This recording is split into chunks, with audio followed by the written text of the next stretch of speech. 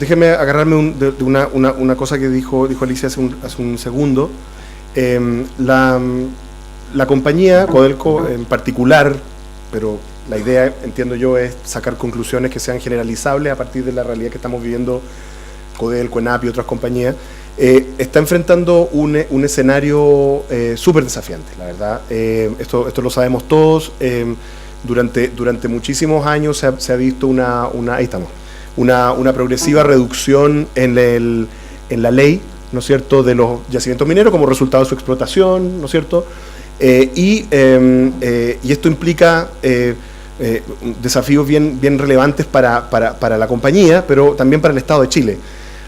Como ustedes saben, Codelco tiene una base minera bien importante, tiene una proporción importante de los recursos mineros del país, digamos, y bueno, y del mundo al final, ¿no es cierto? Y por lo tanto tiene este prospecto, o sea, tiene esta oportunidad para aprovechar, y el problema es que Codelco tiene una responsabilidad, que es esta, ¿no es cierto? Este gráfico me gusta mostrarlo, no es para cachiporrearme ni nada por el estilo, pero es realmente para que uno le tome el peso a la importancia fiscal de Codelco en términos históricos. Digamos, este es un gráfico de los excedentes acumulados a través de su historia, y es un monto muy significativo, que, bueno, que digamos es difícil de sustituir, y por lo tanto tenemos una responsabilidad en proyectar la capacidad de la compañía de seguir aportando en recursos fiscales, además de los efectos multiplicadores que hablaba el subsecretario cuando estaba en la primer panel, sobre las regiones en las cuales tenemos operaciones. Y aquí está la dificultad. El problema que tiene Codelco es un problema que lo atormenta a los codelquianos, yo sé, y tiene que ver con la relación de Codelco con su dueño, con el fisco. Inevitablemente el fisco, o al menos desde que tenemos desde el retorno a la democracia, digamos, tiene una mirada de planificación financiera de corto plazo, ¿no es cierto? Tiene una mirada de planificación financiera del periodo que le corresponde a cada gobierno, y todos sabemos que los proyectos mineros y los grandes proyectos industriales tienen un plazo mayor, ¿no? Tienen un plazo en que desde que comienza el proyecto a que empieza el ramp-up en un buen día, digamos, pasan 10 años, digamos, a veces mucho más. Por lo tanto, ¿en qué se ha manifestado eso? Se ha manifestado en el gráfico de allá, que yo creo que es tremendo. Si ustedes toman los últimos 10 años, y estamos hablando de los años del boom minero, estamos hablando de cuando había lucas, digamos, cuando había lucas, digamos, ¿qué porcentaje de las utilidades netas comparables? Esto es, básicamente, si uno agarra a Codelco y le aplica el sistema tributario como si fuera una empresa privada, ¿no? Para que estemos con pera, ¿qué porcentaje de esas utilidades han sido retenidas para invertir? En el caso de Codelco, es del orden de 8%, y si usted me dice, no, debo estar calculando mal, quizás lleguemos a 10%. Y en el caso de las principales empresas de la industria es 50%. Entonces, ¿qué es lo que significa eso? Lo que significa es que, de alguna manera, la empresa que tiene como gran desafío invertir, no ha sido capitalizada lo suficiente para invertir, y por lo tanto ha tenido que ir hacia una estrategia de deuda en el mercado de bonos que tiene ciertos límites. ¿Ya? Esto genera un desafío tremendo para Codelco, porque significa que hay una especie como de tensión entre que tú tienes que invertir para generar los recursos a futuro, pero si inviertes de una manera que sea percibida como demasiado o irresponsable en los mercados, se te puede generar un deterioro de los indicadores financieros. Todos sabemos que los indicadores financieros de Codelco se van a deteriorar inevitablemente durante los próximos años como resultado de que va a estar invirtiendo y que la producción viene después. Pero el punto crucial, el delicado equilibrio, es cómo es interpretado ese deterioro por parte de los mercados de nuestros bonos. ¿Es interpretado como algo normal porque estamos invirtiendo y a futuro vamos a tener el retorno, o es interpretado como que nos estamos sobregirando? Eso es muy delicado y tiene que ver con las interpretaciones que le dan los mercados internacionales a lo que nosotros estamos haciendo.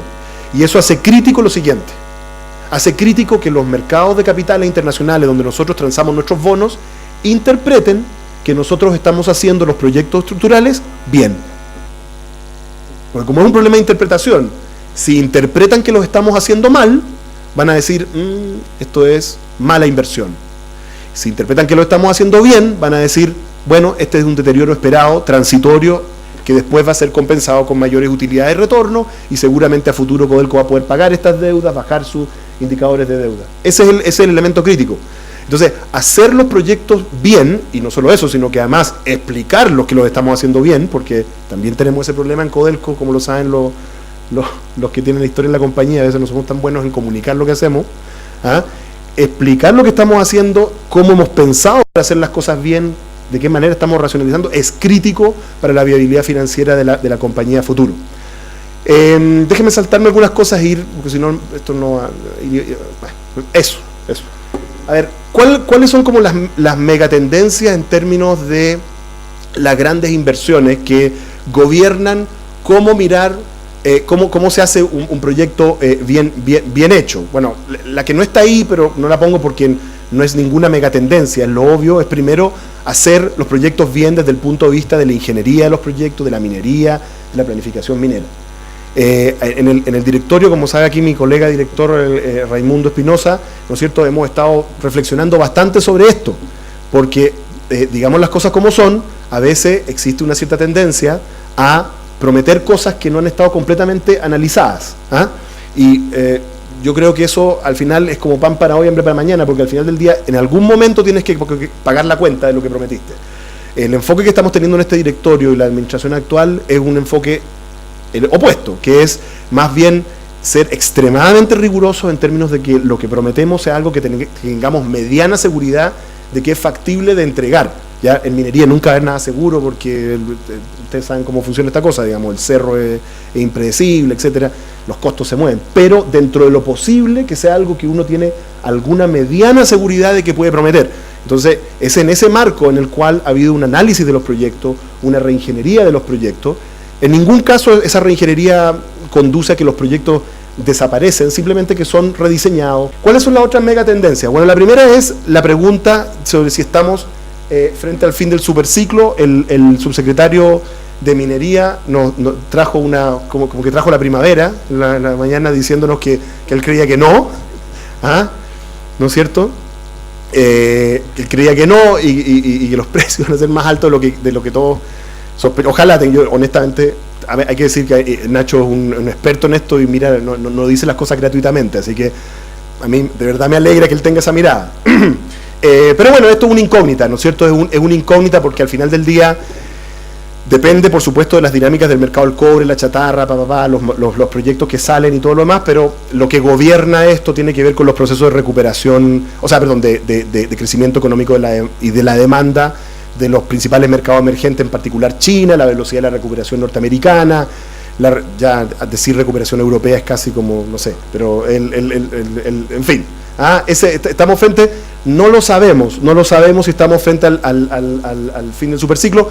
Esta pregunta no es realmente tan relevante para Codelco, eso es como una buena noticia. Para otros proyectos mineros sí, pero para Codelco no es tan relevante porque efectivamente los principales proyectos estructurales de Codelco, en las tres grandes, ¿no es cierto?, Chuqui, Andina y Teniente, básicamente vuelan económicamente con escenarios mucho peores, digamos. O sea, tendría que haber un colapso muy grande en el mercado del cobre para que empiecen a ser marginales ese tipo de proyectos. Hay otros proyectos en Codelco que efectivamente están ahí en la quemada, digamos, y que dependen un poco de las prospecciones, ¿ah? Pero lo principal de Codelco, la masa de producción de Codelco, no está en discusión.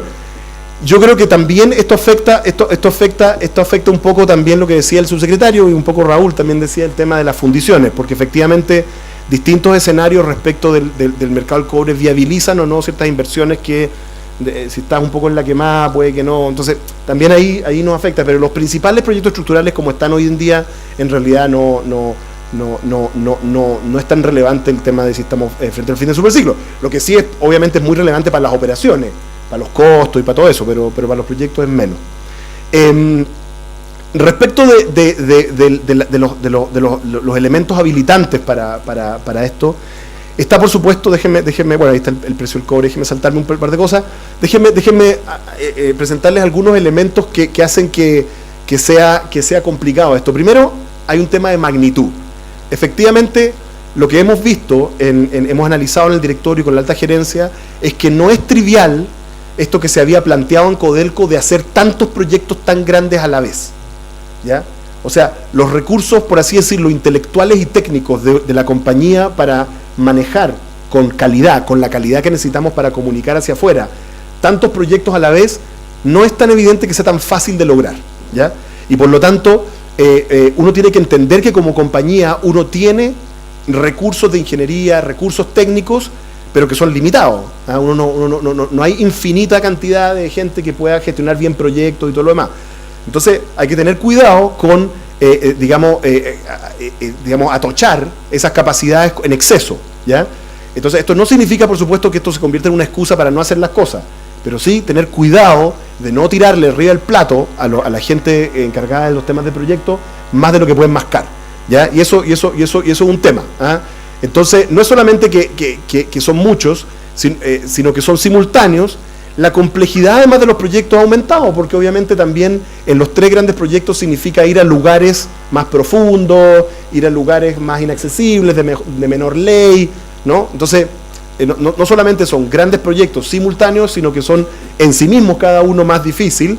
Y adicionalmente lo otro que siempre enfatiza don Nelson Pizarro, que es el tema de que son proyectos brownfield, o sea, son proyectos en faena, ¿no? Incluso si hiciéramos lo de las fundiciones también, al final del día, al menos en el norte probablemente sería así. Entonces, y eso es complicado, operar una faena mientras estáis haciendo los arreglos y la cuestión, se vuelve un problema logístico súper difícil, digamos, ¿ah? Y por eso es que a veces se forman atochamientos. Entonces, esto genera dificultades técnicas bien importantes.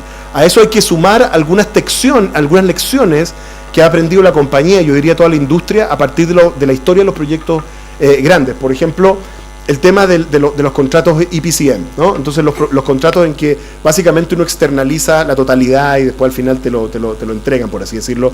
Esos contratos no han tenido tan buen desempeño, han generado bastantes dificultades, y eso es un poco una mala noticia, porque eso significa que como que no le puedes sacar el poto a la jeringa un poco a una buena parte del proyecto, ¿ya? También está la evolución de la institucionalidad legal, laboral y ambiental, sobre todo la ambiental, que ha sido exponencial, o sea, la velocidad a la cual se ha vuelto más engorroso y más difícil y con más paso, el tema ambiental ha sido muy rápido, no es solamente la cantidad de legislación, sino la velocidad a la cual ha cambiado, ¿eh? Entonces eso hace difícil que o sea, al final lo que está pasando debido al largo de los proyectos, o sea, es que, por así decirlo, la regulación ambiental que enfrenta un proyecto cuando es concebido, cuando se comienza, versus la que va a enfrentar cuando termina, puede ser cualquier cosa, o sea, puede ser 2 países distintos, ¿me entiendes? Y eso es complicado de prever en un proyecto. Y la lección final ahí es que la gestión del riesgo al final del día le pertenece al dueño, y todas las pretensiones que han existido respecto a que esto puede ser externalizado y que en el fondo otro asume, eso cada esquema que ha tenido esa idea como de, bueno, saquémonos este tema y alguien lo hará por nosotros y le pagamos, digamos, que puede tener cierto sentido en el caso de algún tipo de empresas. En el caso de empresas industriales grandes con grandes impactos socioambientales, no, al final la sociedad te lo viene a cobrar igual, ¿ah? Y en el caso de Codelco siendo estatal, inevitablemente. Entonces, todos esos esquemas, entonces hay que tener ¿qué implica esto? Esto implica que las capacidades internas de gestión y de ingeniería tienen que ser muy superiores a las que teníamos, o a las que pensábamos que necesitábamos, y eso es complicado, ¿ya? Bueno, como vemos, hay una enorme cantidad de temas que tienen que ver con los impactos socioambientales de los proyectos. Todo esto tiene no solamente la dificultad de que es exigente, de que además no es muy consistente con la tradición de la minería chilena, digamos, lo puedo decir porque soy un poquito outsider también, ¿ah? No son los mineros chilenos los campeones del ecologismo, digamos, ¿no es cierto? No ve demasiada gente ahí haciendo tai chi, cosas por el estilo, digamos, ¿ah? No es así, ¿no es cierto? Pero además el problema es que va cambiando, y eso es súper complicado, porque una cosa es un proyecto industrial que tú vas a armar una fábrica en un par de años, aquí en Santiago, consigues los permisos, listo, armas tu fábrica, digamos, ¿ah? Y otra cosa es cuando tú estás tramitando un proyecto que cuando esté terminado va a tener otra legislación, van a haber pasado 3 congresos, ¿ah? 3 elecciones presidenciales entre medio. ¿Me entienden la dificultad? Lo que implica es que tú tienes que tener una capacidad de prospectar lo que se viene, que es, sinceramente no estamos muy acostumbrados en Chile a eso. ¿Ah? Recordemos además que la realidad chilena, para ser súper brutal, ¿ah? La realidad chilena en términos de eso, de marco institucional, era, si ustedes retroceden a los comienzos de Codelco, fue durante la dictadura, que con todo lo que uno la detesta y todo lo demás, era un periodo en que había cierta certeza. ¿Ah? Después vino la era del retorno de la democracia y la concertación, fueron 20 años de más o menos lo mismo, el mismo esquema. Ya salimos de eso, ahora estamos en un mundo que está, la política es mucho más dinámica y cambiante, entonces es mucho más difícil anticipar cuál va a ser el prospecto en que uno va a estar, y hay que enfrentar eso, y eso lo hace súper complicado. Déjenme, no, esto es Codelco llorando, por ejemplo, Rajo Inca, que le gusta a Raimundo, por ejemplo, mire, 550 permisos sectoriales. ¿Cuántos vaya a hacer tú, Raimundo? ¿Todo? Ya. La prensa, por favor, que anote y le cobre esto. 920 para RT sulfuro fase 2. O sea, ¿se dan cuenta? O sea, esto no es menor, ¿eh? No es menor, porque esto, al final, el día tiene 24 horas, uno no tiene infinito gente dedicado a esto. ¿Ah? Esto, por si acaso, no es gratis, ¿eh? Esto encarece. Porque el típico reclamo, por ejemplo, de los trabajadores es que la casa matriz se llena de gente, ¿cierto? Y bueno, ¿y quién va a hacer esto? O sea, ¿me entiendes? Claro, o sea, es como que no es como que lo va a hacer, ¿quién lo va a hacer? ¿Yo? Así, no, entonces, no, ojo con eso, o sea, aquí yo creo que hay que tenerle una mirada en que, hay que decir que en mi rol no presidente de Codelco, yo soy harto más verde que en mi rol presidente de Codelco, entonces digo, bueno, hay que balancear esto. Entonces, ¿no habrá algún esquema que podamos inventar como de, no sé, ventanilla única o algún tema de gestión que podamos hacer que esto sea un poquito más fácil? Porque la verdad es que esto es una dificultad muy importante. Por suerte estamos en esto, ¿eh? El costo de la energía está bajando, mira Chile, ¿eh? Chile la energía más cara y bajando hacia otros países mineros. Por suerte estamos en esa tendencia, pero todavía tenemos la energía más cara, ¿eh? Y esto también genera un desafío importante para ver el largo plazo. Déjenme aquí el tema del agua, déjenme finalizar con esto. Esto es yo creo que un trabajo bastante interesante que se hizo, que hicieron la Fundación Chile, y entiendo que el Consejo Minero, cuando hicieron esta prospección de las necesidades de fuerza laboral en la minería, lo hicieron en el marco del boom, ¿ah? En que había obviamente una escasez muy grande de trabajador calificado porque estaba todo el mundo invirtiendo. Yo solo quiero hacer un punto, ¿ah? Que yo creo que es bien clave, porque obviamente, bueno, ahora viene un ciclo a la baja, pero después va a venir otro ciclo a la alza, y hay que tratar de tener esa mirada a largo plazo. Si ustedes miran la clasificación, este gráfico lo que muestra es dónde hay superávit de gente y dónde hay déficit de gente, ¿ya? ¿No es cierto? Entonces, por ejemplo, aquí en la categoría donde hay más superávit de gente es funcionario de la OIT. ¿Hay demasiados funcionarios de la OIT? Mira, no se encuentra. No, nunca se... No. Hay, por ejemplo, geólogos. Hay demasiados geólogos. Chao, no más geólogos. ¿Ah? Demasiados geólogos. Andan muchos geólogos, no más. ¿Ah? Hay un exceso de 1000 geólogos, ¿ah? Por así decirlo. Pero hay un déficit como de 7000 mantenedores mecánicos. ¿Ya? Hay ingenieros especialistas, no sé qué diablo. Ingeniero especialista, no sé cuánto. Demasiado. Mucho ingeniero. Y hay operador de equipos fijos, operador de equipos móviles, mantenedor eléctrico como Raimundo. Puro déficit, ¿no es cierto? Porque se dedican al sindicalismo en vez de trabajar. ¿Ya? ¿Ah? Entonces, mantenedor eléctrico, déficit. Bueno, ¿cuál es mi punto? Que se refería un poco Raúl cuando estaba diciendo el tema de la formación técnica. El tema de la formación técnica es súper crítico para la minería en el largo plazo. Yo les estoy diciendo que nuestra viabilidad como compañía depende de que nosotros podamos presentarle a los mercados internacionales un plan creíble que estamos haciendo las cosas bien. Bueno, eso no solamente depende de los ingenieros o la gente de la vicepresidencia de proyectos o de los altos ejecutivos de la casa matriz, depende al final del día de la productividad y la calidad de cada uno de estos viejos que están en cada uno de los lugares. Y si tenemos ese déficit, eso se va a reflejar en nuestro desempeño. Y bueno, y se refleja, como minería chilena lo sabemos. Entonces, nuestro déficit en el tema de la formación técnica, ¿no es cierto?, nuestra incapacidad como sistema público para abordar eso en forma seria, para sacarlo como un cacho, para decir, vamos a hacer algo para que digan que estamos haciendo algo, pero no lo vamos a hacer bien, lo vamos a pagar en forma muy seria en este país. Y cualquier película que nos queramos pasar respecto no solo de los proyectos estructurales de Codelco, sino de la capacidad de este país de convertirse productivamente hacia otros sectores y pasar a otra fase de desarrollo productivo, no tiene ni pies ni cabeza mientras este gráfico continúe siendo cierto. Se los digo con mucha sinceridad. Y mientras sigamos inundando este país de universidades con dificultades para convencernos de su calidad, digámoslo de esa manera, y ignorar y no tomarse en serio y tener de tercera y cuarta prioridad el tema de la formación técnica en nuestro país. En Codelco, ¿qué es lo que estamos haciendo? Con esto termino. Estamos haciendo algunos esfuerzos, hay que decir, estamos haciendo algunos esfuerzos en términos de apalancar un centro de, no sé, al final cómo le llamamos, excelencia minera o formación técnica especializada en torno al proyecto Chuquamata Subterráneo. Hay algunos esfuerzos con algunos liceos técnicos. Yo considero que son insuficientes, pero también tengo que decir que siendo una persona que ha tratado de impulsar esto, uno se choca con que cuando no hay prioridades en el Estado, es limitado lo que tú puedes hacer.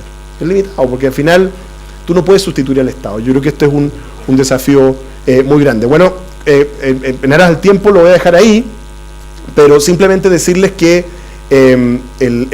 hay un enorme desafío en términos de innovación, desarrollo científico y tecnológico en Codelco, que básicamente tiene que ver con los mismos proyectos.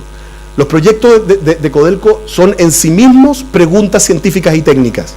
Y eso significa que la compañía tiene que mejorar también su manera de gestionar el esfuerzo científico y técnico.